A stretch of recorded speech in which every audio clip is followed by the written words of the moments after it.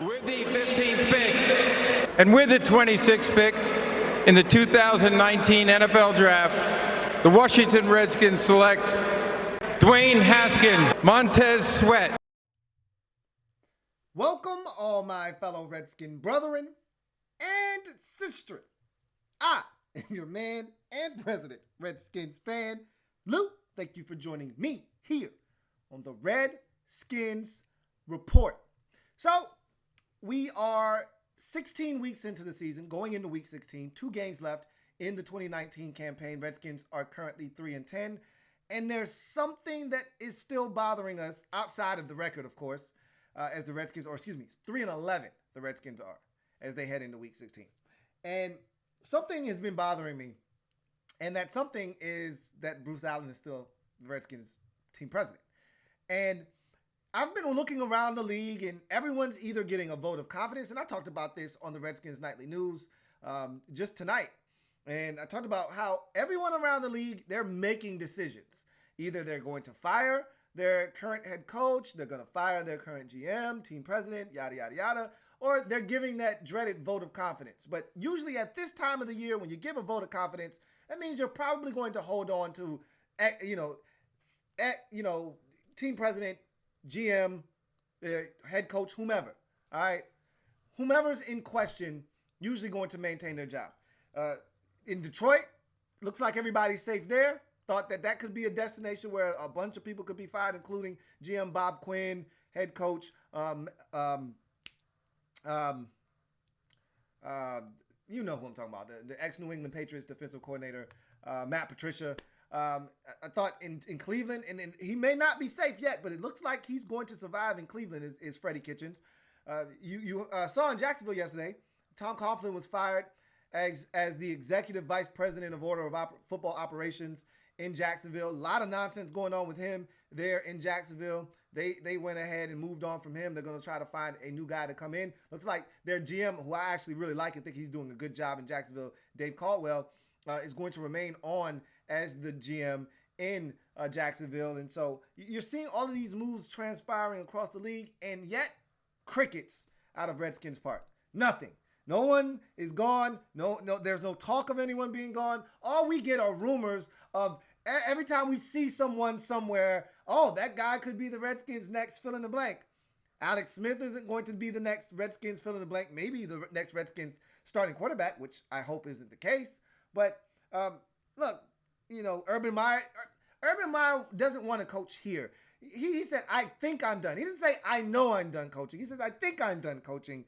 He thinks he's done because he's talking about the Redskins. He's already shown interest in the Dallas Cowboys head coaching job. So he just doesn't want to coach here. Bottom line is, can we just get Bruce Allen the hell out of here? Can that already happen, please? We just passed the 10-year anniversary to the day that bastard was hired here as the executive team president. 4 years later, he was promoted to team president and has been continuing to sink this franchise to new lows and even lower depths every single year. He's not alone. He's not the cause or root problem by himself. He does have a co-conspirator in Daniel M. Snyder. And look, we can't fire Snyder as much as we would like to, but Bruce can get the hell out of here. And that needs to happen. But aside from that, when you look at this football team, there are things to be excited about, but there's still this cloud hanging over us because we don't know a lot of things. The unknown for this team right now is scary. In past off seasons, when you knew Jay Gruden was going to be back and you wanted Bruce gone, but the likelihood of him going anywhere slim to none, you kind of knew, and you could kind of put together the pieces of the puzzle in your mind as to what it would look like next year. We don't know anything. Bruce could be back. Hell, Bill Callahan could be back for all we know. Bruce could be gone. Bill could be gone. Bill should be gone. Bill will be gone. Okay. However, there's that small little that caveat that if Bruce remains, Bill could too. Who knows? We'll see. Let's hope that doesn't take place. Anyway, I digress. Bill could be gone. Bruce could be gone, and who knows what happens from there. And you know what's crazy is that 10 years ago, 2 days ago, 10 years ago, on December 17th of 2009, when Bruce Allen was first hired, we thought, man, we finally got rid of Vinny's stinking ass. Who knew that 10 years later we'd be saying, man, we can't wait to get rid of Bruce's ass. We could be hiring the next Bruce Allen Jr. for all we know. But one thing's for sure, we'd love to find out. We got to get Bruce the hell out of here. But I got a call. I'm going to go ahead and take it. You're on live with your man, Louis T. Who am I speaking with? What's up, man? What's going on? Hey, man, I'm a 44-year-old guy. I live in San Antonio, Texas, man, and I've been a fan of the Redskins since the 80s. Okay. Okay, I remember I'm a kid growing up watching, Super Bowls, and Yep. I tell you what, man, it's been a hard past 10 years, man, with this guy, with Bruce Allen and Snyder, and for him to lie up there and say that the culture is good, and we all know that's not true, man. But Right. something needs to happen with him. It needs to happen as soon as possible. The longer that it prolongs with this guy being here, it just causes more problems, man, more havoc, man. Players can see it.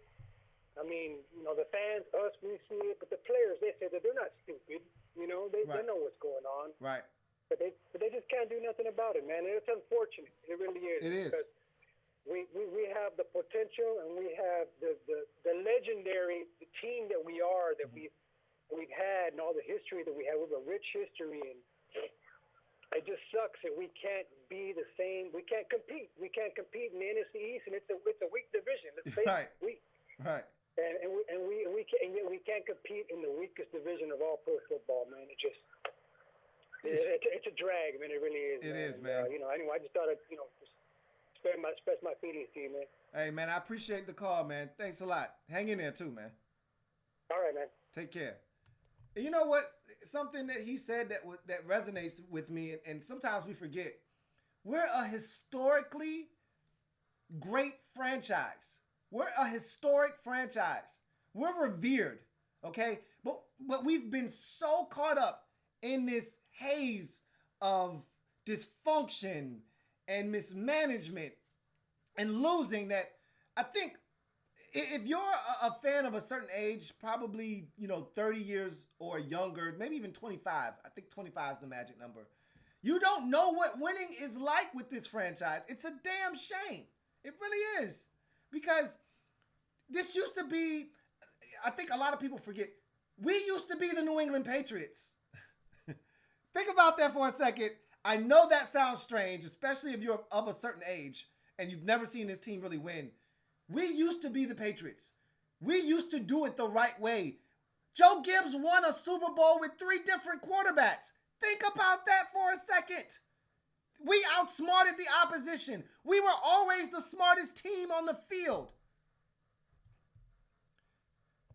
You're on live with your man, Louis T. Who am I speaking with? Hey, what's going on, Louis? This Corey Fitterman. What's going on, Corey? Man, same old. Just checking in on the show, man. Appreciate you.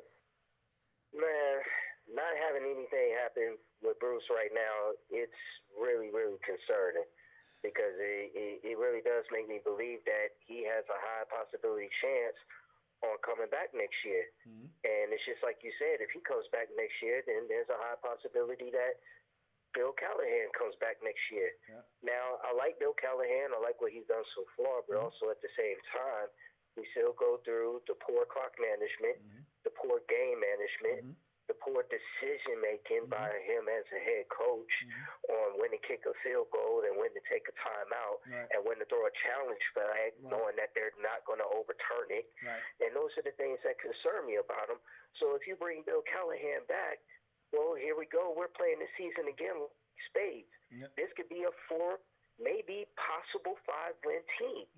But the one thing that I do like is the fact that I like the maturation of Dwayne Haskins and how he's coming along. I like how Terry's been balling out. And I know we all want to speculate on who to get with maybe the number 2 or the number 4 pick. But we all have to remember that free agency is going to come first, so that's going to determine a lot what we do with that top pick. And I just want to throw a name out there as far as like receiver in the free agency market, that if he does become available, what would be your thoughts on if we grab Jarvis Landry?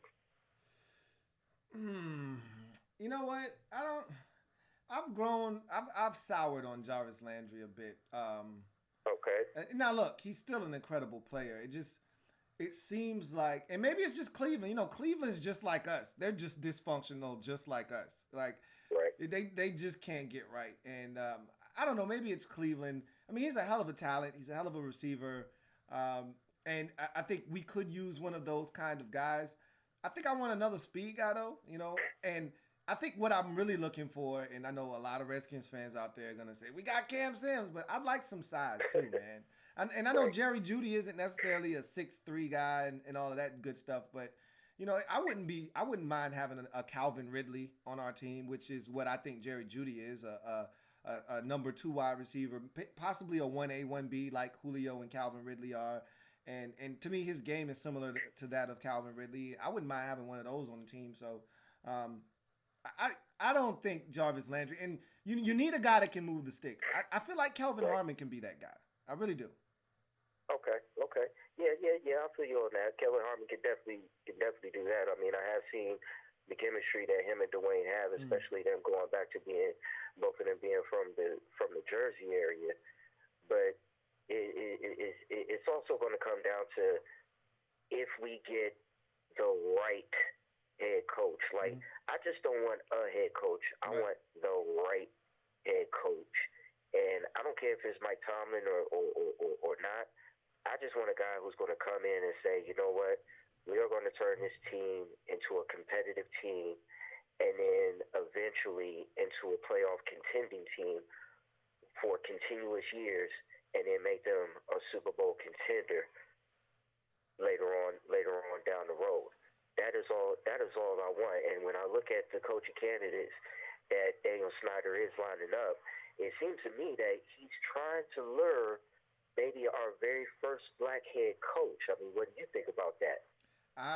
For me right now, I think he's the leader in the clubhouse in terms of guys that I want to get the job. I wouldn't mind Greg Williams. I don't think he's going to get the job. I don't even think he's being considered right now. But, you know, this is the thing, and I said this on the Redskins Nightly News tonight, as a matter of fact, that I don't want Daniel Snyder selecting the coach. I want Daniel Snyder to select a GM and then get the hell out of the way. That's what I want. I want Daniel Snyder to fire Bruce Allen, or he resign or retire. I really don't care what he does. I just don't want him here in this organization in any capacity. And then I want him to find a football-loving, football-nurturing GM to come in here, and then Dan just backs off and says, you know what? It's your show. You do what you need to do. And his first order of business is to hire his head coach. That's what I want him to do. That's not what's going to happen, but that's what I would like. But to answer your question, Eric Bieniemy is the number 1 coach right now on my radar. I don't know how attainable he is because of our situation.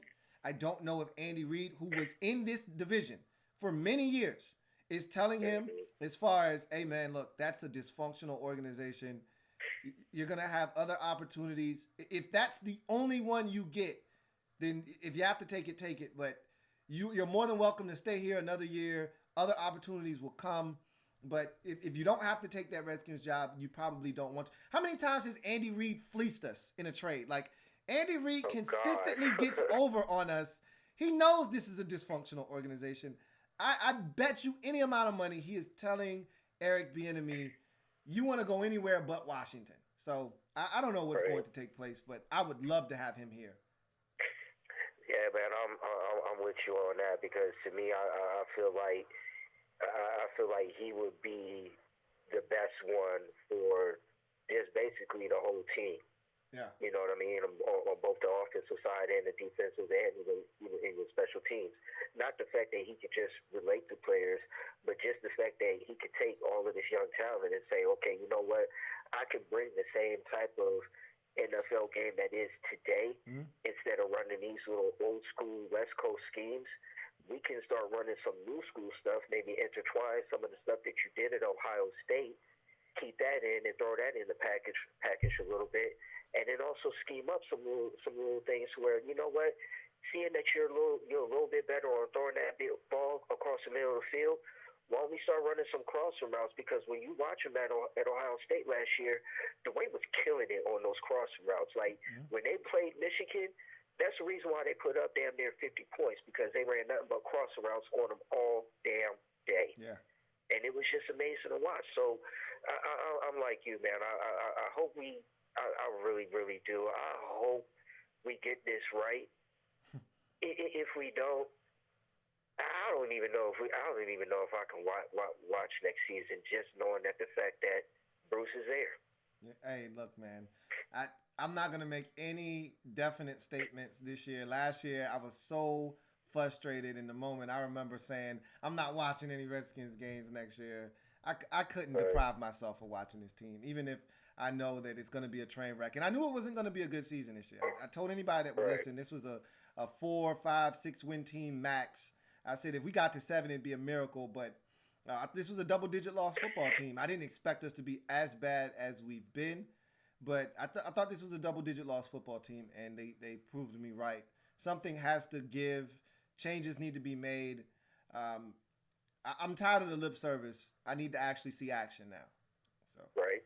All right. Yeah, because I've turned off all my ESPN and Bleacher Report and all type of sports website and the sports applications. I've turned all those notifications off because I'm just like, you know what? Look, if it happens, I will be so ecstatic. If it doesn't, well, I guess we got another train wreck coming on. Yeah. But I mean, we'll see what happens, man. Look, Lou, love what you do, man. Love the show. Keep doing what you do, man, and hopefully our Redskins get it right. I'm gonna go ahead and get up off this phone. Hey, yeah, man. Appreciate you, Corey, man. Be easy. For sure. Yep. Hey, look, man. My man Black Eyed B said the culture is actually damn good. Oh man, I was listening to the Kevin Sheehan Show podcast, and he did a whole entire podcast on Bruce Allen, celebrating 10 years of Bruce Allen, and he did his greatest hits, and he was doing drops from Bruce Allen's tenure. And of course, the culture is damn good was on it.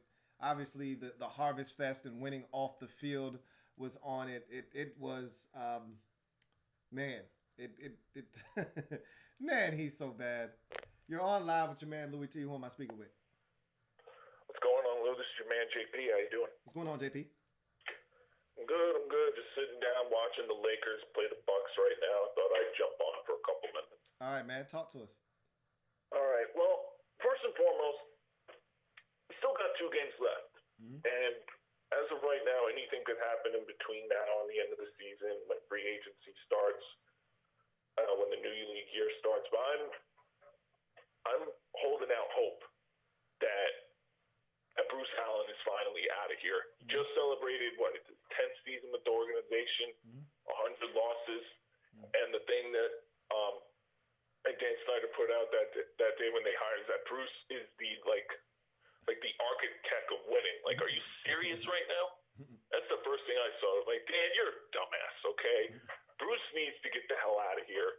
Dan's not going anywhere, so I don't even worry about Dan. I mean, anyway, I want Bruce out of here. I don't know I know you feel the same way, but you've been skeptical. It probably won't happen, but a lot can happen between now and the end of the season. Absolutely. No doubt about that. I had somebody drop a potential GM candidate.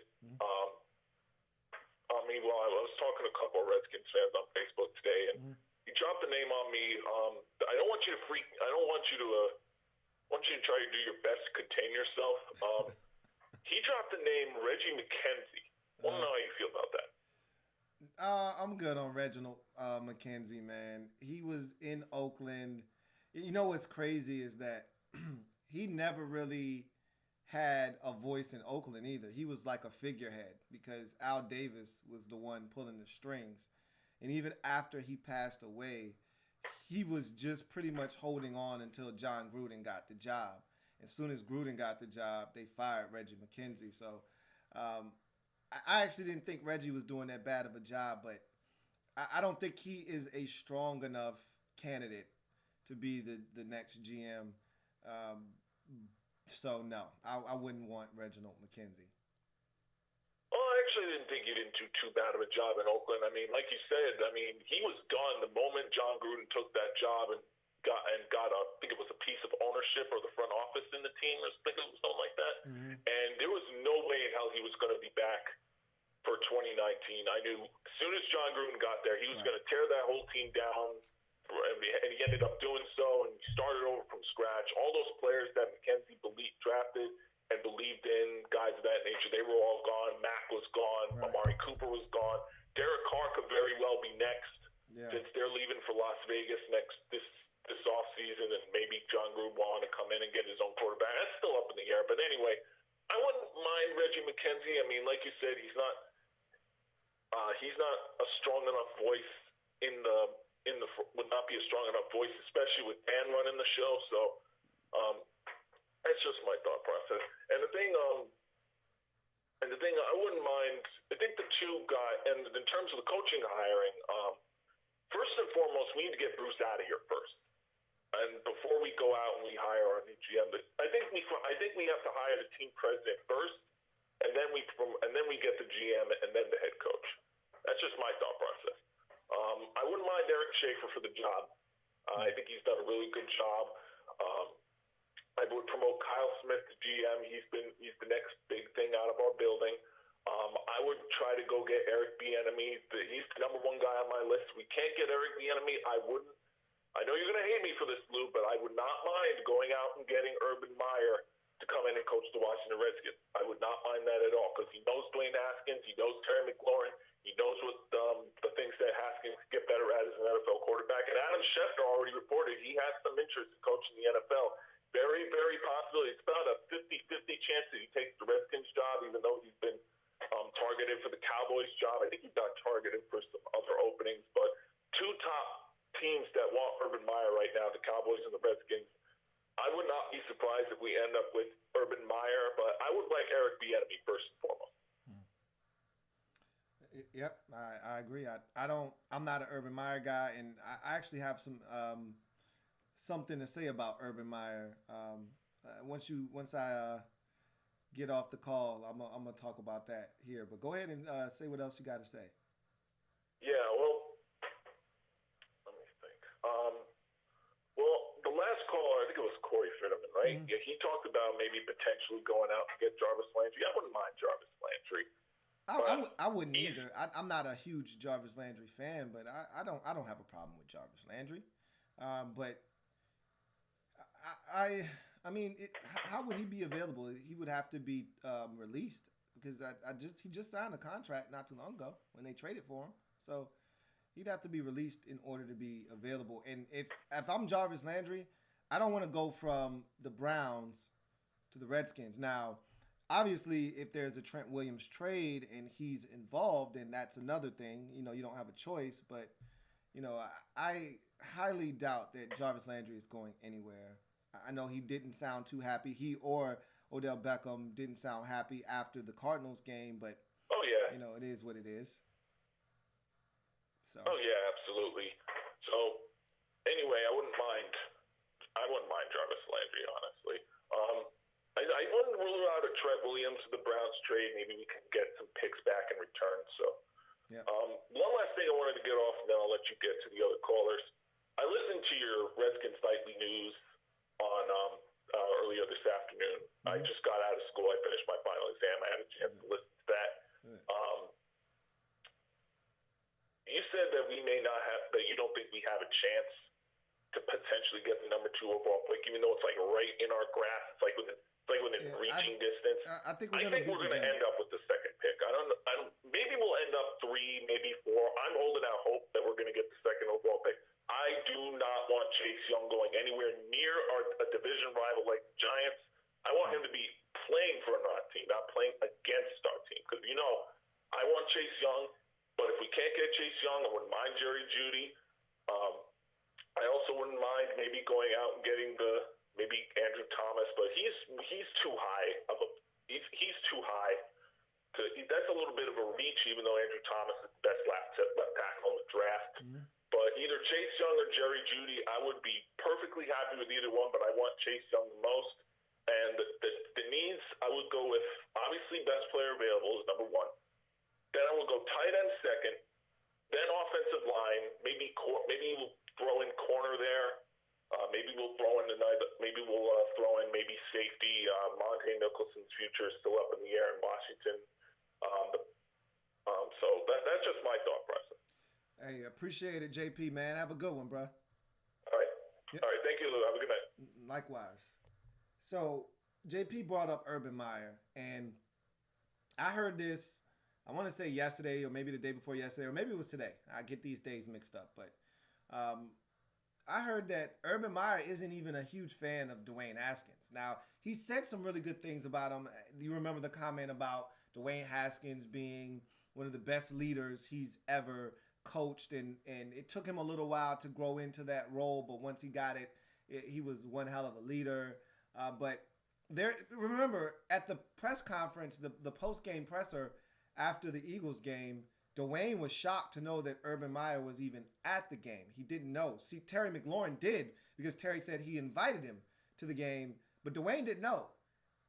Was that by accident, or was that purposefully done? So I don't know. I don't know what to believe. I try not to make too much. It doesn't really matter because Urban Meyer isn't coming here anyway. So there's that. You're on live with your man, Louis T. Who am I speaking with? What's going on, Lou? What's going on? Hello? Yeah, Lou. What's going on? What's going on, man? Hey, man, we all agree that this dude got to be gone, man. It's time for a change, clean house. Mm-hmm. The GM I've been looking at, we let him go before. I love Louis Riddick. I really do. And like you, I would love to have Eric Bieniemy here. My thing is, if those two or whoever the GM is, and we still get Eric Bieniemy, I want to know, who would you want as the defensive coordinator? Mm-hmm. And in this year's draft, what tight end would you pick? Would you take, since we don't have a second round pick, and it's going to be between third round, fourth round, possibly fifth round. Mm-hmm. I'm just tired of the losing stuff. It makes it irritating. Don't want to go to the games. It seems like I don't even get motivated to watch these dudes. And then when something pop up on my screen, I'm itching to see what they're doing. I want them to lose because I want to get a good draft position. Then I also want Bruce gone, mainly. But it's just nerve-wracking, man. So I just want to get your opinion on the defensive coordinator and what tight end would you go after, if not free agency or in the draft. Okay, so as far as defensive coordinator is concerned, I mean, there's a lot of guys that really interest me, but the question is, are they interested in being a defensive coordinator, or do they want to be a head coach? Because a guy like Rex Ryan, I'd love to have Rex Ryan be my defensive coordinator.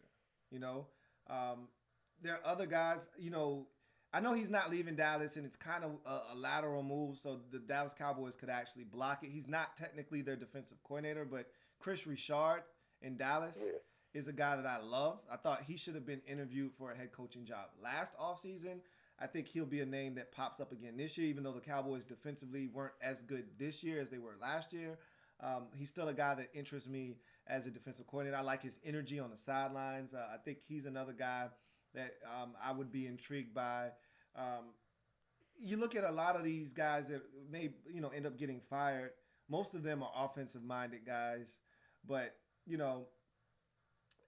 defensive coordinator is so tricky because generally in this league, you see the coach hire his staff and they go after guys that they're familiar with, people that they know. And I would like to have one of those situations like the Rams did with Sean McVay. When he came in, he just said, look, I just want a guy to just kind of take over the defense. I don't even want anything to do with the defense. And he turned it over to Wade Phillips.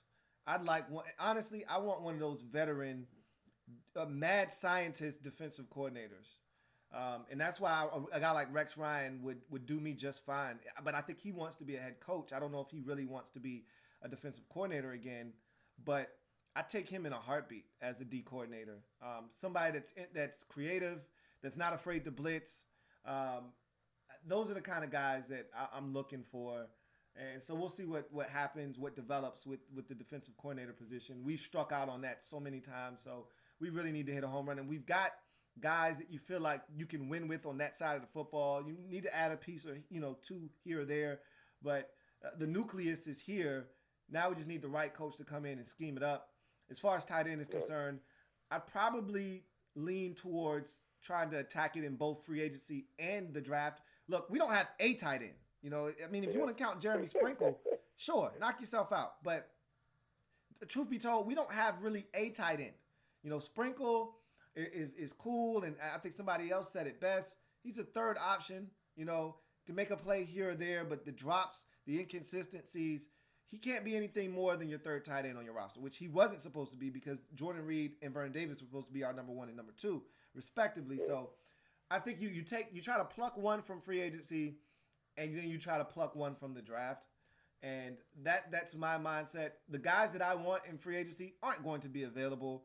Hunter Henry would be probably the top guy on my list, but the Chargers would be foolish to let him test the market. Same could be said for Austin Hooper in Atlanta. Can't see the Falcons allowing this guy anywhere near free agency. And it's so ineffective to pay a tight end. Now, cost-effective, I should say. Cost-effective to pay a tight end that you can franchise tag these guys and it won't really hurt you. But I know that some of these guys like George Kittle and Travis Kelce, they're going to move the needle on the tight end position here shortly. Zach Ertz, all these guys are going to get broken off, and it's going to move that tight end number way up. So, but right now, it's still really cost-effective to just franchise these guys if you can't work out a long-term deal. So those would be two of the names that I would be really interested in because not only do they catch the football, but they can also give you a little something as blockers as well, which we need. But and then I would try to go attack the draft. There's Bryson Hopkins out of Purdue. There's Albert O out of Missouri. There are a few options at the tight end position, but again, will we be in a position to select one of these guys? I don't see a first-round draft pick at the tight end position in this entire draft. So, I think you're looking more around the second, maybe third round to try to snag a tight end if you're the Redskins. But we'll see what happens. So, Lou, last question, and I'm going to get off, and I know you got plenty of callers. Yep. If we stayed at 4 and we didn't like what we see, we trade back, say somewhere around between 10, maybe 12, do you draft your boy from Clemson? Isaiah Simmons? Safety? Isaiah Simmons? Yes. I wouldn't have a problem with it at all. Would not have one problem with it. The question is... I'm just thinking about that since you talked about that, man. But this is the thing. You know how we like to do these kind of scenarios now, but once that kid runs and he tests and people start falling in love with him, it would not shock me if all of a sudden he's looked at as a top 10 pick. So as you get closer to the draft, we'll see what happens. But, one thing about me, I don't mind trading back. I just don't want to go back too far. You know what I mean? Like we earned a top 10 pick for a reason, a top 5 pick pretty much. I don't want to go back too far. You can score some serious draft capital by moving back 3 or 4 spots with the pick that we're going to have. Whether it's 2, we're not trading 2 if we get 2. But whether it's 3, 4, 5, you trade back to 8 or 9. I mean, you still can pick up because when you're in the top 5, if you go off the point system, your pick value is so high that early. You know what I mean? Yeah. So, but to answer your question, I would not have a problem drafting Isaiah Simmons. I wouldn't. As always, Lou, enjoying the show. So I'm finishing looking at the show, man. Yep. Let me get off. I know you got plenty more callers. Hey, appreciate you, man. Take care. All right. So, Mike Lowry says 10 years, 100 L's. How? As he sees it on the screen about Bruce Allen. What up, Smoking Snake? Black Al B says the culture here is actually damn good. You already said that. Gregory Lightbody says, would you trade for Evan Ingram? What am I giving up for Evan Ingram? Look, the Giants aren't trading Evan Ingram. He's a hell of a talent, though. He's a Jordan Reed type of talent. Won't block a lick in the run game. He tries, but that's not his thing. But, man, can he run. And he's way faster than Jordan Reed. Evan Ingram, I don't think the Giants have utilized him correctly either. He's interesting. Depending on what you're asking me to give up, I'd consider Evan Ingram, definitely. If he were available, I don't think he is, though. You're on live with your man, Louis T. Who am I speaking with? What's going on, Louis? DeMarco. What's going on, DeMarco? Not that much, man. How you been doing? I'm hanging tough, bro. What about yourself? Oh, good, man. Good. Hey, man, I'm going to get a few things off my chest, and I'll be out your way. All right, talk to us. Yeah.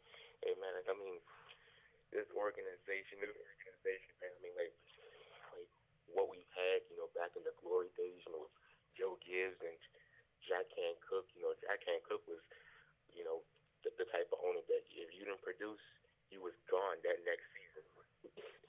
Yeah, he wasn't to be played with, and he demanded excellence. Did Jack Cook? Yeah. He did. Yeah. But now you got these two clowns running your organization who just don't know what they're doing, and they just seem lost every time, and they don't have a passion for football. They don't even have a culture of football. The frustrating part about our organization is that they just aren't willing to admit when they're wrong. It's one thing to be wrong because everybody's wrong. You're not going to be right all the time. The Patriots aren't even right all the time. And they're the most winningest franchise we've seen probably in NFL history, especially for the span of these last 2 decades that we've ever seen in such a concentrated amount of time. And they're not right all the time. As a matter of fact, they're wrong quite often. But what they're not afraid to do is admit they were wrong and move on. And that's the problem here is that we're too prideful. They don't admit when they're wrong, and they just continue to. In order to correct a problem, the first thing you have to do is admit that there's a problem, and we refuse to do that. Yeah.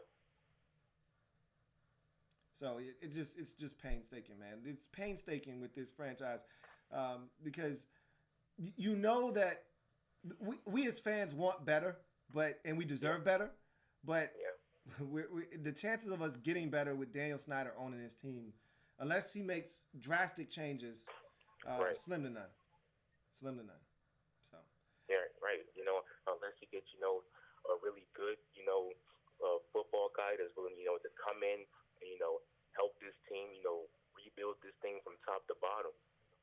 Yeah, and that's what I've been advocating, and it starts with a GM, and whether that guy is in the building and Kyle Smith or somebody outside the building, I think that's the first move that needs to be made after you fire Bruce Allen. Obviously, that's the first move, but you got to bring somebody in here. I don't want Daniel, as I just stated on the Redskins Nightly News, I don't want Daniel Snyder hunting for our next head coach. I want the general manager doing that. Right. So, but hey, DeMarco, man, I appreciate you, man. Have a good one. Take care. You too, man. Yep. All right. And it's funny that DeMarco brings up Jack Cook. One of the things that he always did was he always had a brilliant general manager. Bobby Beathard was the architect of a lot of those championship teams. I mean, even though we talk about Charlie Casserly, a lot of the talent that Bobby Beathard acquired and brought to Washington bled over into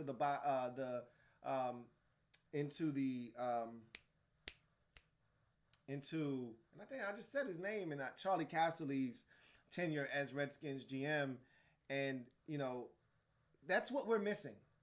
Obviously the ownership piece is a separate issue, but we need a real football guy. That's our problem. We haven't had a real talent evaluator in the general manager spot since Daniel Snyder took over. He started out wanting to have fun and wanted to go out and get Jeff George and handpick all of these players. That shit failed epically. Then, he tried to say, all right, we're going to go out and get Mike Shanahan and let Mike do this thing. And that didn't work because he didn't give full autonomy to Mike Shanahan. Then we thought we were going in the right direction with Scott McCloughan, but Bruce Allen derailed that. And Bruce Allen has never been a talent evaluator and never will be. So that's the problem we keep running into. That's really the disconnect right now. And we got a caller. Excuse me. I'm going to answer that. You're on live with your man, Louis T. Who am I speaking with? My man, Louis T. How you doing, man? It's your boy Zipper. What's going on? Doing well. Talk to us. All right, man. First of all, I just want to say, what's up with the hate with, the hate on Bruce Allen, man. Everybody, every day, man, every day. Yo, Bruce Allen this, Bruce Allen that. Man, y'all just chill, okay? Everything is just going to be fine, okay? Let's all chill. Now, the other thing I want to say is that the GM that we need is right in the building, and that guy is Doug Williams, okay? If you guys want Eric Bieniemy, the guy that has the connection to Eric Bieniemy is Doug Williams. And the reason why I'm saying this is because, you know, about the Rooney Rule, about black coaches getting head coaching jobs. Doug Williams is one of the people who head that organization, and Eric Bieniemy has been working very close with him for a very long time, you know, going on. So I know for sure that when it comes to getting Eric Bieniemy, Doug Williams is the guy who's going to get that job done because they are really close and they've been working close for a very long time.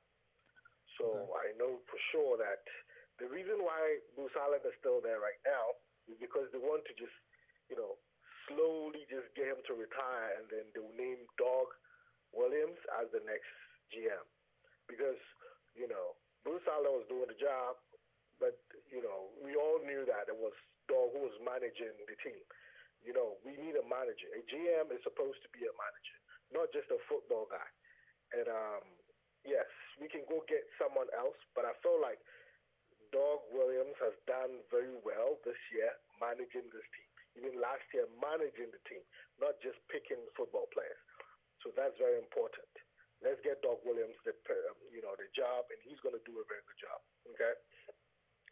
Now, also, let's talk about the draft stuff. Okay.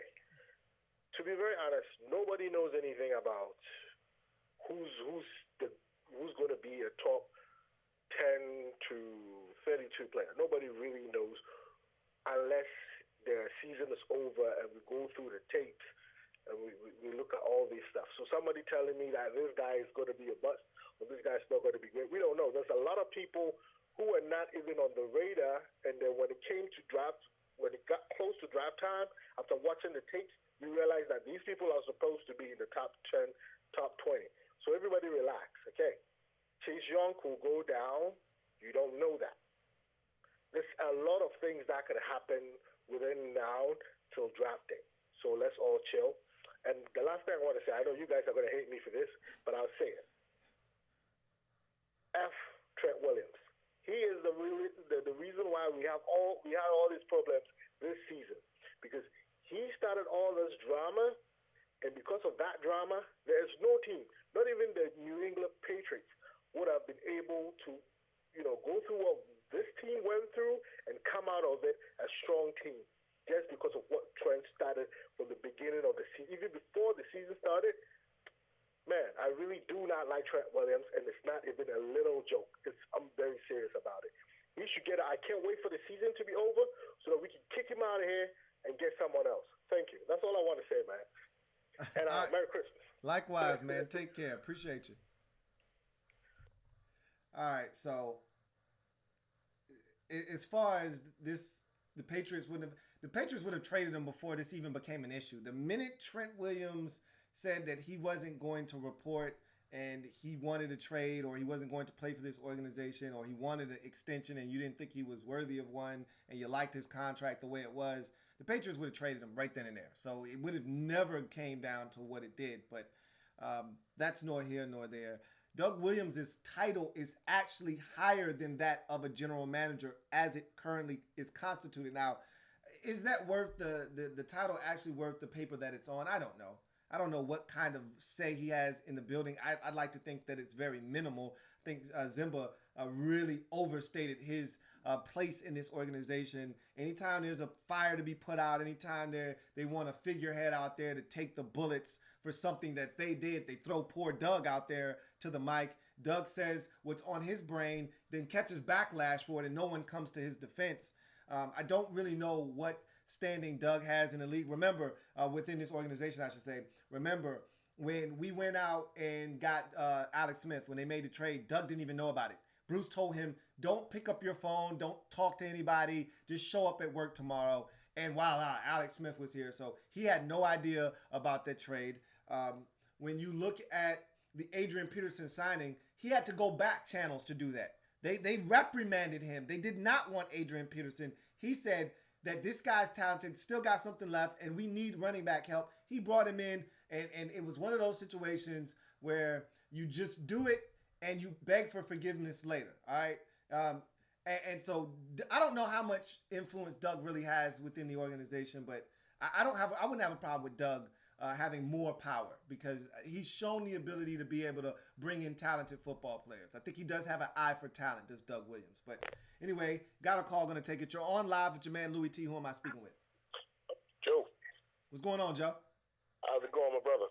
I'm hanging tough, bro. What about yourself? I'm hanging in there, man. Good. Hanging in there, chilling, watching the show, enjoying it as I always do. Appreciate it, man. So, man, so much to talk about. I'm trying to get it out without killing all the time. It's good, man. Go ahead. Do your thing. Well, I say this one thing right here. We talk about the GM situation. Yeah, Bruce needs to go, and I'm the same way you mentioned that during a press conference, it seems that Callahan had an aha moment when one of the reporters asked him a question. Yeah. And the same thing with Minuski. I wish Darius Snyder would just once get in front of a mic so he can have that aha moment, because I think one of these reporters will ask him the question or propose the situation that will make him go, And because I really think that the team culture is cluelessness. Yeah. It's a theme that keeps coming back up every now and then, especially when the higher ups. Jay would look clueless sometimes. Yeah. And then Bruce doesn't look clueless, but he says things that a clueless person would say. Right. I'm waiting for Dan to have that aha moment. That's all I could ask for with him. Yeah. In the coaching situation, of course, I would rather Jim do the picking, but one coach that hasn't been mentioned, a potential coach, how about the defensive coordinator at Seattle, Horton Jr.?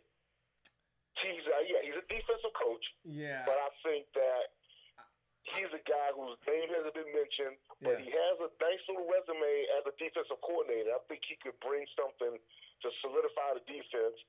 That would also, and if he's willing, you don't have to, if he's willing to hold on to our boy, Kevin O'Connell. Our offensive coordinator. Kevin O'Connell. Yeah. There you go. If he's willing to hold on to him, that would give him some time to develop as an offensive coordinator. Because people want him to be a head coach now. That's almost as ridiculous as the Zorn switch from offensive coordinator to head coach before he even did one play as offensive coordinator. Right. That type of foolishness. I think I would put him in that category, but I think it's a fast transition. I would like to see him get a few years under his belt as a coordinator, develop his coordination, and get to the point where, okay, he's really mastered this thing.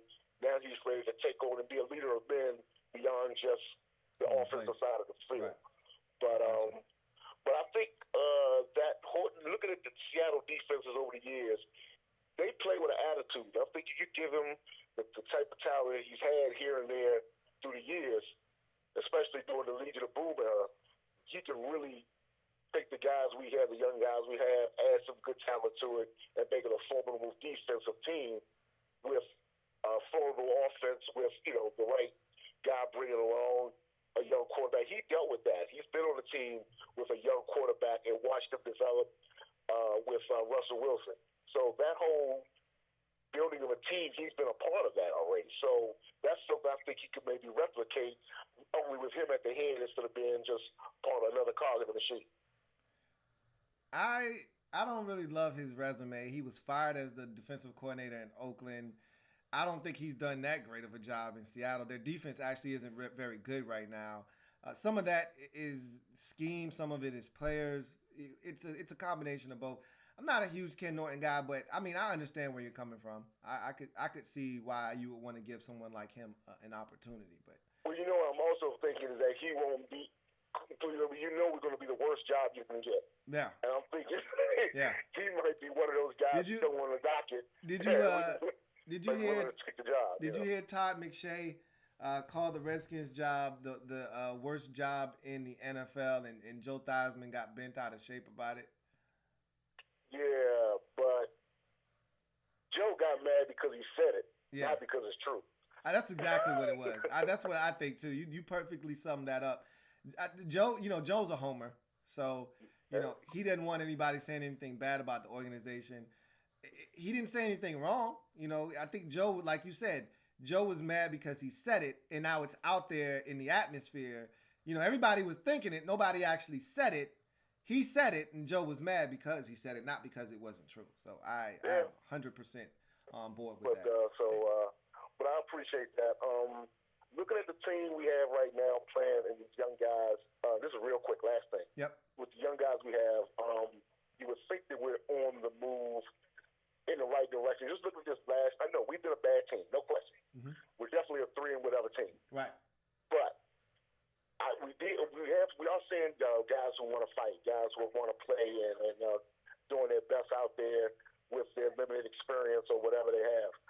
But I'm just concerned about that next coach piece because it would be terrible to feel like, okay, I got a great hand here, and I'm about to put this at least a decent hand in the wrong hands. And this is someone who wants to just tear it down and build up from the beginning, or is just no better or no more creative or no more just wise or a leader of men. I don't want to put this in the hands of a guy who's not a leader of men and without a vision that knows how to be adaptable and also knows how to navigate that front office as it is. Because just like you, I don't think anything's going to change with Bruce.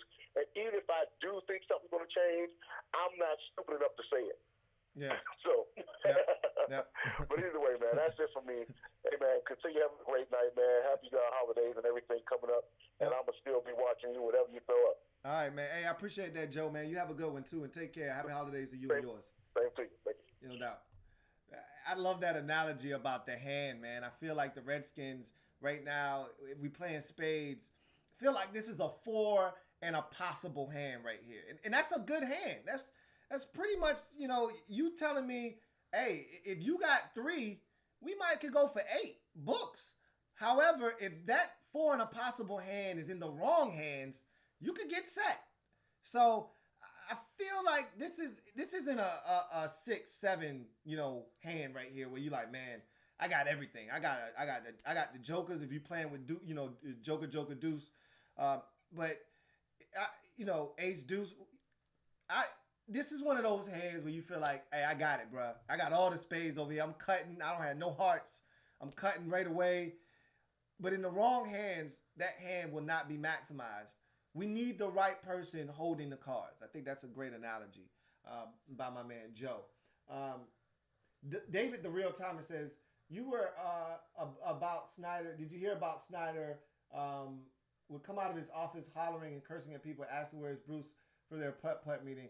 I did hear that story. I actually heard that about a month and a half ago about that. I don't know how true that is or not. Sounds like it's true, though. I heard it from multiple people, so that's ridiculous. But then again, what do you expect to hear about these guys in the front office? They're jokes. You're on live with your man Louis T. Who am I speaking with? Oh, what's going on, Louis? Derek B, man. How you been? What's going on, Derek B? Long time? Been a while. Good. Yeah, I wanted to ask you about, you're talking about the GM job. Mm-hmm. And I know a lot of people kind of just brushed it off. And I know you have too with Alex Smith. Before I brush it off, when they bring it up, I think of the Niners. And when they brought in John Lynch, and everybody thought like, who is this guy? He was former player, former good player, and he was in the booth for a while. But what does he know about being a GM? And then I watched him reconstruct that franchise. Which was worse than ours over the last eight years. Right. 7 years since they went to the Super Bowl. Since the Niners went to the Super Bowl, they were trash, and we were mediocre. Yeah. In that time, they've been trash. Mm-hmm. And what they did wasn't overnight. They built up building through the draft. They made that big draft with the Bears mm-hmm. and got some players. Mm-hmm. And it makes me think, well, maybe maybe Alex Smith could do it. You know what's crazy? So, and I've thought about that whole scenario with the 49ers. And I remember at one point that they had a bad GM in Trent Baalke. They had bad management in Jed York. And so it was rough. It was a rough time to be a 49ers fan. But yeah, and then, now look at them. yeah, but And, this a is one-storied franchise just like us, yeah, this is that fell on hard times, theirs was just shorter. I mean, theirs was worse, but it was just over a shorter period of time. But this is the thing though that's much different than us. They hadn't been that far removed from being a dominant team. When Jim Harbaugh was there, they were in the NFC Championship game almost every year. And so the fall from grace wasn't that far. And all they really their problem wasn't systemic. Like their problem was like, we just got to get the right. They went through Mike Nolan, Mike Singletary. They went through a slew of bad coaches. And like I said, Kelly. Yeah, exactly. Chip Kelly. Was it Chip Kelly? Yeah. Chip Kelly. Yeah, Chip was there. I mean, they went through a slew of bad coaches, and they just had to find the right guy, and it just so happened that they did it as a package. Right coach, right GM. The coach, and it's crazy because the coach actually hired the GM. That's rare. That generally doesn't happen, but that's how much confidence they had in Kyle Shanahan. He's like, hey, I'm going to San Francisco. Do you think you'd be interested in being my GM?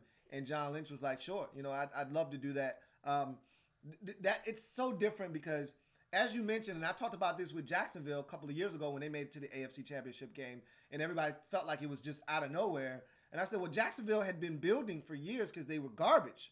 And every year they had a top 5 pick, and they were making really good selections. Same thing with the 49ers. They had been bad for year after year after year. They were getting top 5 picks over and over and over again. And they just continued to invest in the defensive line. They continued to acquire all this talent defensively. And now look at their defense. And the guy that put them over the top defensively, they weren't dominant like this until they got Bosa. We need that guy. But we're so far away from that because we don't have Kyle Shanahan as our head coach. We don't have John Lynch as our general manager. Those two aren't in sync.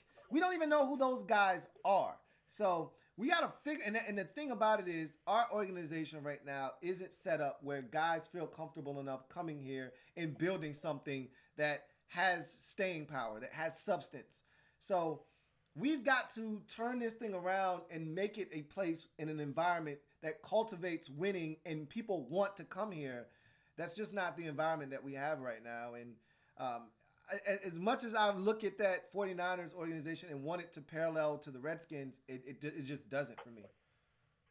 All I can hope is that he just looks over there and says, okay, let's get the two guys, just like they did, and get out of the way and let them do their jobs. And this is the thing you also got to remember with John Lynch is that he had been. That wasn't a good ownership either.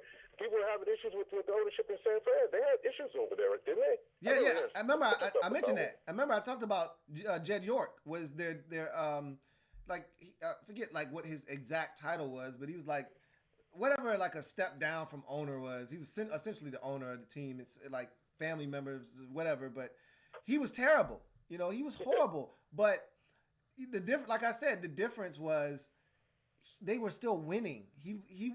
His impact was minimal. He was annoying more so than, and a nuisance more so than anything else.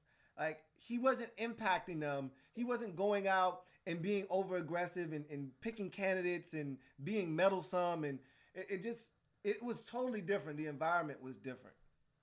Yeah. And another thing that gets to me this time, as the playoffs are rolling in, is the number of former Redskins defensive players that are heading towards the playoffs.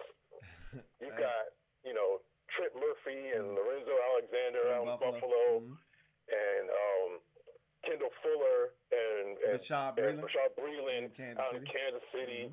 You got Preston Smith in Green Bay. Green Bay. All these guys should be starting for us still. Look, man. That's starting, and they're just gone. And the only one I could blame for that is Bruce Allen. Yep. For letting him leave and walk out. We're not even going to get into talking about the quarterback position and Hey, look, man. I mean, I think you just kind of continue to list part of the problem of having a guy like Bruce Allen as your GM. You got to find ways to keep some of your homegrown talent, you know. And the thing that really frustrated me was it wouldn't have cost a lot to keep a guy like Trent Murphy. You know, maybe you didn't want to keep Preston Smith. I felt like Preston was worth keeping, but maybe you didn't want to keep Preston Smith. Okay, but a guy like Trent Murphy, at that time, coming off of a major knee injury, it wasn't going to take a lot to. If they would have went to Trent Murphy right after the injury and said, "Look, man, we believe in you," you know, and gave him a contract right then and there, I think he would have signed it. In the headspace that he was in, he would have signed it, and it would have been a deal that would have been a lot less than what he ended up commanding on the market. I think he ended up signing like a 4-year, $32 million deal. I mean, $8 million for Trent Murphy. I mean, it is what it is, man. Lorenzo Alexander. I wasn't sure about Trent Murphy either. It wasn't just because of the injury. It was also the PED. Yeah, he had the PED that he got thing. hit for. Yeah. So I wasn't sure what we had because when he had his one like sort of big year, then he got hit with the PED. Yeah. So I was like, okay, was it just that got you there? Yeah. So I wasn't too sure about him. Lorenzo Alexander, I always loved him. We all did. I thought he was a player, and we just didn't know what to do with him, which is so stupid. You know, we called him one-man gang for a reason. He did everything. You know, like you said, I just don't think they knew how to use him. I mean, this is a guy that had double-digit sacks the last 2 years, man. Like, the guy could play football, dude. You know what I mean? Like, it's insane that all they thought he was good for was special teams. I know, had him on special teams. But that's this organization. For years, too. Yeah, that's this organization. Playing gain this weight, lose that weight.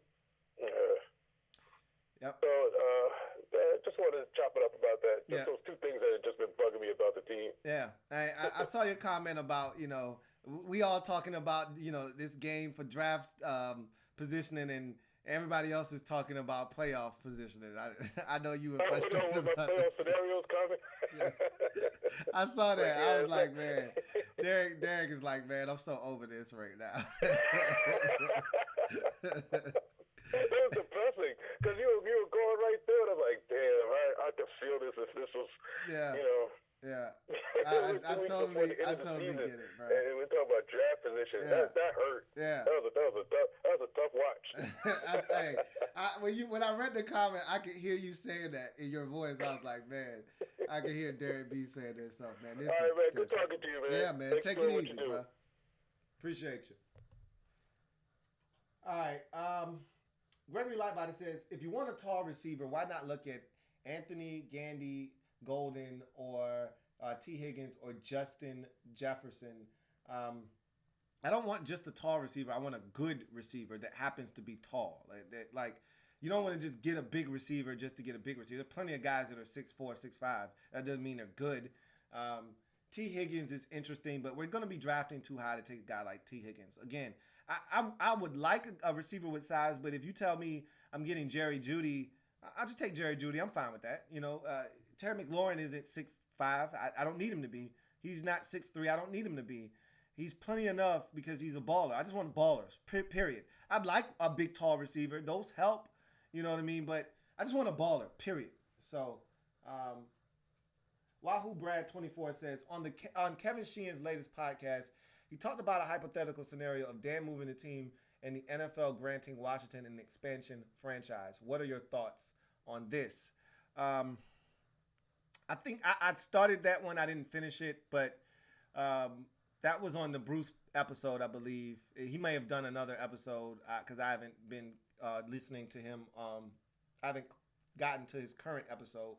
But to answer that, if you tell me that, you know, Dan is moving this team to St. Louis, because that was the example that they gave, St. Louis. And the Redskins were without a team for a year, which is what happened in Cleveland. And then, you know, the NFL says, all right, you're a storied franchise. We can't allow this to happen. And they give us back the Redskins. I would be all for it. You know, it would crush me in the interim, you know, not having a team for a year or two. But I wouldn't be opposed to it. I'd be lying to you if I said that it's been that bad with Daniel Snyder.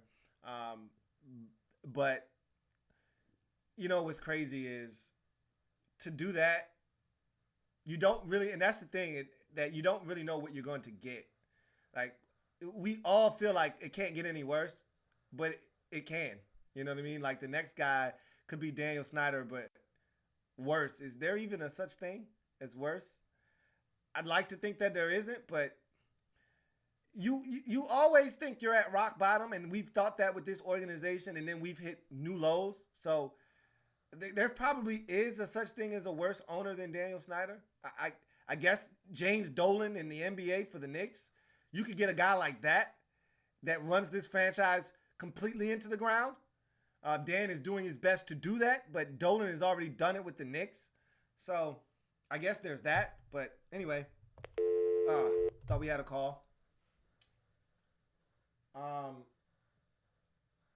Extra Squad says, I think I will boycott next season if Bruce is still here. I think if he's still here, it is clear he probably will never be fired until that new stadium is built. I don't even think he has that much influence on the stadium anymore. That's part of the reason why I'm like, he's got to go. If the one thing that you're supposed to be here to do, you can't even get that done, and you're not really that big of a part of it anymore, then you need to go. So you're on live with your man Louis T. Who am I speaking with? Hey, Lou, this is Corey Fetterman again. Yep. Hey, man, I just wanted to bust one of your callers right quick. Hold on. So when he was talking about Doug Williams heading the organization that runs the Rooney Rule, let me tell you who that organization is. The name of that organization It's the Fritz Pollard. It's called the Fritz Pollard Alliance. Yeah. It is. The two co-founders are Cyrus Mary, who is a lawyer out in Washington, D.C. My mother worked for him. And John Wooten, a Hall of Famer, offensive lineman. The both of them were at my mother's funeral when she passed away 10 years ago. So Doug Williams has nothing to do with the Fritz Pollard Alliance. Right. And no, I don't believe that he has any type of connection with Eric Bieniemy. If there's anybody in that organization who has a connection with Eric Bieniemy, it's going to be Alex Smith. And not Doug Williams. Yeah. So I just wanted to bust him on that right quick because my mother helped start that organization and she helped start that Rooney Rule and she was a very big part of it. Okay. So I just wanted to go ahead and get that clear so that way everybody knows. Appreciate that, Corey, man. No doubt. No problem. Yeah. All right, man. Have a good one. Take care. Yep, you too. Yeah, and I knew about the Fritz Pollard Alliance because they were upset, and I talked about this on my podcast a long time ago, but they were, and this was last offseason, they were upset because there were no hires of ethnicity last offseason until the very last one when the Dolphins hired Brian Flores. And so the Fritz Pollard Alliance was very upset that not enough minority candidates were hired last offseason. And so I knew all about the Fritz Pollard Alliance. I was not aware of who ran it. So I thank Corey for that. And I don't know of any of, that's why I couldn't refute it. But I didn't know of any, Doug or anyone else being involved in that. It's easy for people to throw things out there. If I don't know what I'm talking about, I usually just keep quiet because if I can't add anything to that conversation, and I just keep my mouth shut. So I had no idea what involvement that Dan or Doug had. I can just tell you this: I don't think Doug has a big enough role in this organization right now, even though his title suggests that he should. You're on live with your man Louis T. Who am I speaking with? Hey, what's up, man? This is Fresh, bro. What's going on? I'm from D.C., but I live out in Richmond. Okay. But anyway, I think they should either promote Kyle Smith to GM or bring back Louis Riddick, because when Louis Riddick was there the first time, Dan was he said, man, Dan was always down my neck wondering what was going on with the team. Then he said, like around when they had drafted Dwayne Haskins, Louis Riddick said that, Dan Snyder has grown as an owner. He said we was at a meeting and he pulled up and started talking to me, and he felt that was weird in a good way. You know what I'm saying? Yeah. And reason why I like Louis Riddick is because he loves Dwayne. A lot of people don't like our quarterback. But Yeah. he's one of them that love him. You know what I'm saying? So I figure if you get Lewis Riddick or Kyle Smith, they're going to make sure that they draft or acquire the right players, the right pieces around Dwayne for the future. Yep. You know what I'm saying? Yep. And then as far as head coach, I'm with you on the Eric Bieniemy thing. Like I like him because what he did out there with Kansas City with Alex Smith and Mahomes. God damn, man. Yeah.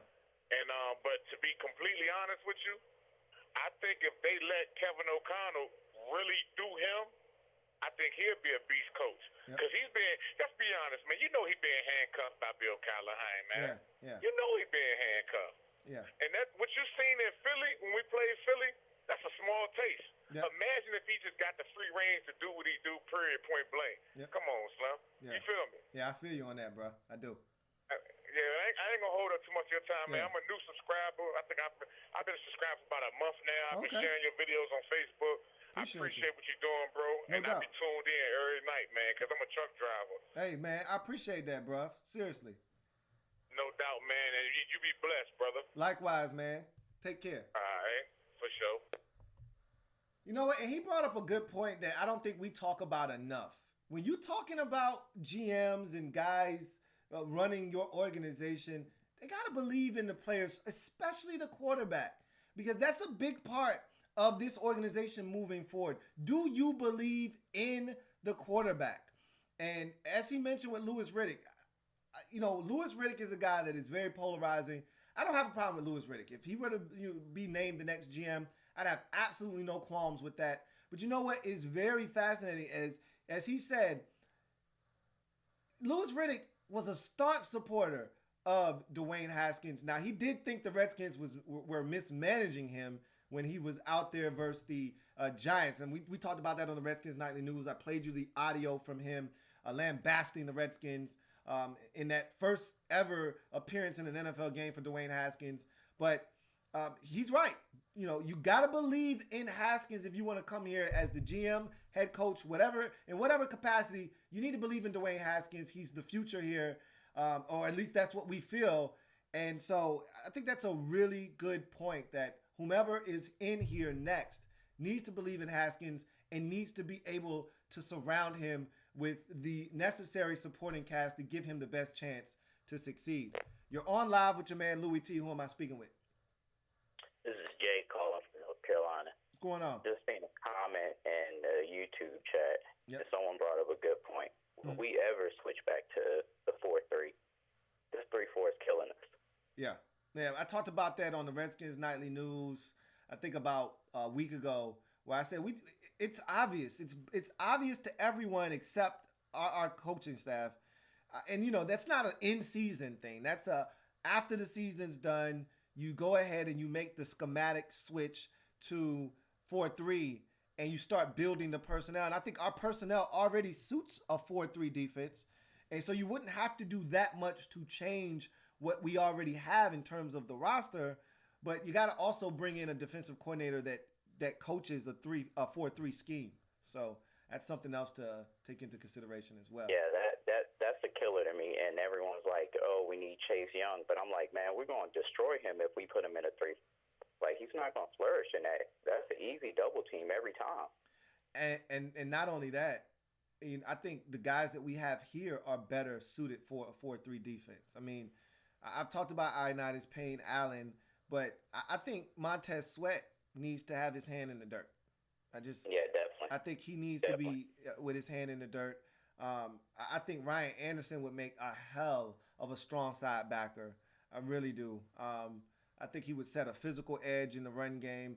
I don't necessarily know if I want him, running with anybody's tight end per se. But if you play an over And front, forget about Ruben Foster too. Yeah, I try not to mention Reuben Foster because I don't want to trick myself into believing that he's going to be an integral part of this football team until he actually proves that he is an integral part of this football team. So until he actually is able to stay healthy, stay out of trouble off the field, and then produce for us, I'm not going to allow myself to fall into that rabbit hole thinking that he's going to be a long-term solution at the linebacker position. And keep in mind, he's on the last year of his rookie deal. So if he doesn't get it done this year, what do? You're not going to re-sign him and not knowing what he's capable of. This isn't a Junior Gillette situation. Well, I definitely hope we resign John Bostic. Yeah, I mean, you know what? The man deserves it. I've come around to John Bostic, man. I wasn't a John deserves Bostic fan. Early on when we signed him, I said he's a faster version of Mason Foster, but he's a good football player. I like him. He's not earth shattering. He's not a guy that you necessarily want to start. But I can tell you this much: if we ever had an injury, I would feel very comfortable with John Bostic coming in the game. 100%. Yeah. Hey man, I appreciate you calling in, man. You take care. All right, man. Thanks for what you do, HTTR, man. Absolutely, man. Indeed. So, let's get to a few more comments. Meast703 says, can you talk about if Bruce Allen is fired, is there any chance of saving the Trent situation? Can he still be paid his salary from this year, if not affect next year's cap? I talked about this, I think on a separate video. I think I talked about it on the Redskins Nightly News. I don't think there's any way Trent is back, whether Bruce is here or not. I think the relationship has been irreparable damage has been done. I think it has been severed. I don't think there's any way that this can be repaired. And so for me, when I look at the relationship, the best thing to do is for both parties involved to part ways. And I think what did it for me, the final straw, was when he talked about Daniel Snyder and how disappointed he was that they hadn't spoken since, he was sent home. And I think Daniel could have stepped in and done some things to really keep this lifeline out there, that if Bruce were gone, that this thing could be salvaged. I think it's way beyond repair, and I don't see any instance in which he's back in a Redskins uniform. So you're on live with your man Louis T. Who am I speaking with? Hello? All right. HTTR for Life says, if the Redskins were smart enough to trade Trent, would you be all right with trading for a tight end and a draft pick? Absolutely. That was one of the things that we kept throwing around. O.J. Howard in Tampa Bay was a team and a target that we talked about when we talked about the Browns. David Njoku's name continuously came up. There's a bunch of teams with tight ends that are young that, someone mentioned Evan Ingram. I wouldn't trade Trent in a division, but yeah, I mean, there's a bunch of different teams and different names that could come up. But at the end of the day, I don't know what the value is for Trent Williams after the season's done. The value for Trent in season, before the season started, was extremely high. I thought that there was a realistic possibility of you getting a player and a pick if you wanted it. We saw what the Texans gave up for Laramie Tunsil, and I get it. They got Laramie Tunsil, and a lot of people like to dismiss this, but they also got Kenny Stills, and he's nothing to sneeze at. And but Trent Williams, to me, was better. Not younger, but better than Laramie Tunsil. And we don't know what Trent's status was. He talked about, his head and, still having tingling feelings and all of that stuff and not having a helmet that fit. I don't know how much of that is true or not true, but I just know this. If they would have traded him at the trade deadline, they would have gotten more than I think they're going to ultimately get in the offseason. And that's the shame of it all. I don't know if you're going to be in a position to get a draft pick and a tight end.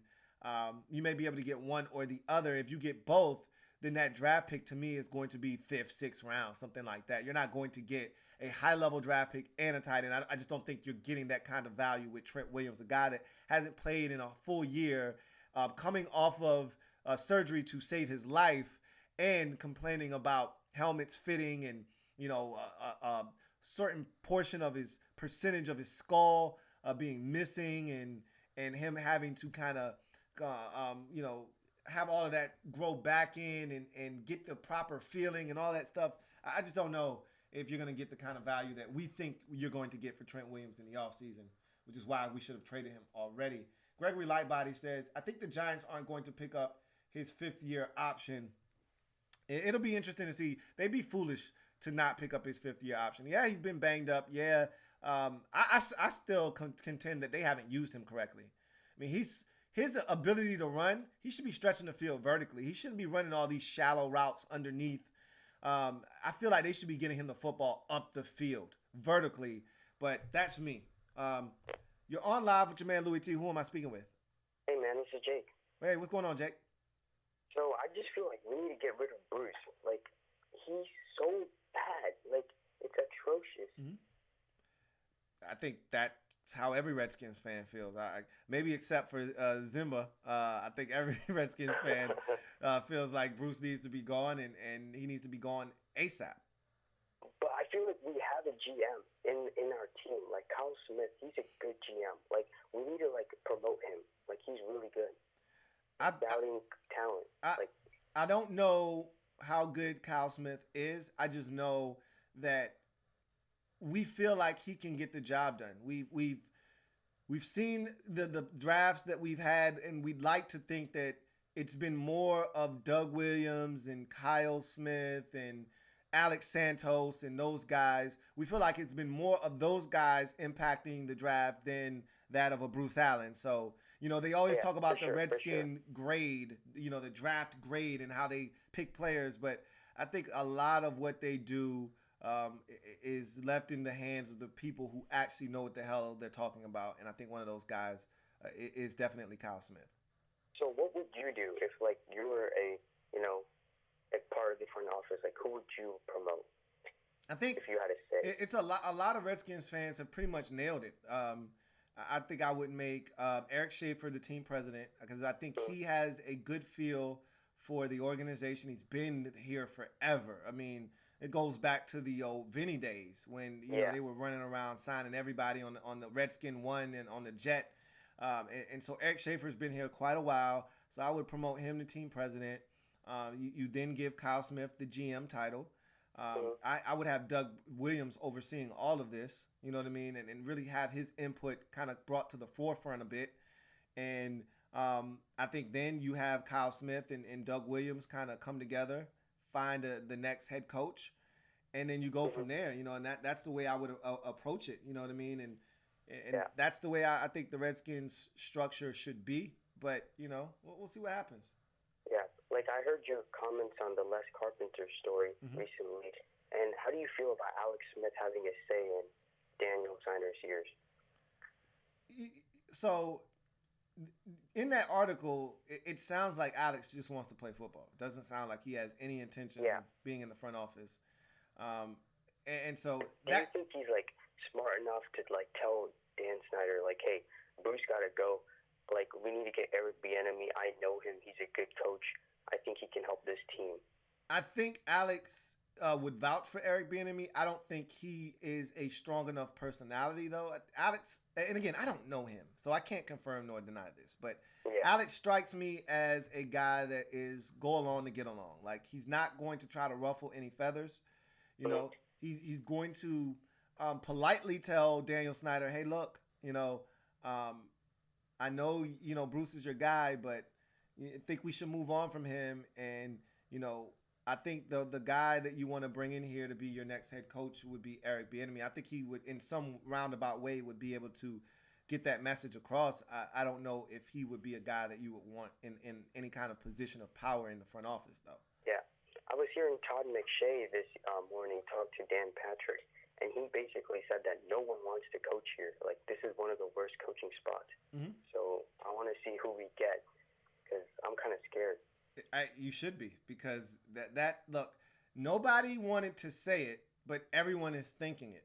This is the job that nobody wants because of the culture, this damn good culture, as Bruce termed it. Nobody wants to be here because of this organizational structure and the way that this organization has been run. It's a dumpster fire. And so everyone was thinking it. No one said it. Todd McShay finally did. And he's not wrong. He's not wrong. Yeah. Hey, man, I appreciate your call, man. Yeah. Call, Jake. See you. Have a good one.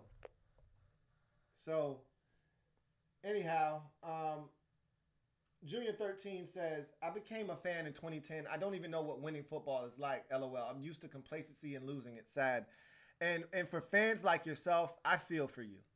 Because this is a storied franchise that once upon a time was the gold standard. Again, we once were the New England Patriots before there was a Patriots. We were that team. 3 Super Bowls in 8 seasons. We were that team. All right. 3 different quarterbacks. Joe Gibbs winning playoff games on the road. We were that team. We had the most feared home field advantage. The stadium would rock. RFK, the bottom stanchion would rock. Like, it was a different time. It was a different environment, and we were a different organization. We were revered. We were respected. We were feared. Now it's the direct opposite. So I feel bad for fans like yourself who just, all you know is losing and Daniel Snyder and this organization in its current state. And that's a damn shame. Anyway, Derek B says, hey, first of all, appreciate the super chat, Derek B. He says, I have a bad feeling about this Giants game. Haskins sounded like he was highly motivated to redeem himself for his debut. Number 2 could be gone. Hey, look, man. I already predicted that we're going to lose this game. Haskins tried to downplay it, but he wants this one bad. And not only does he want it bad, but I think they want to beat the Giants. And I think that this is a game they feel like they can get. And I feel like they're going to get it. And it's going to come at the cost of the 2nd pick overall in the draft. So I'm with you. Again, thank you for the super chat, Derek B. Really appreciate that. Got a call, gonna take it. Oh, just missed that call, I guess. Let's see.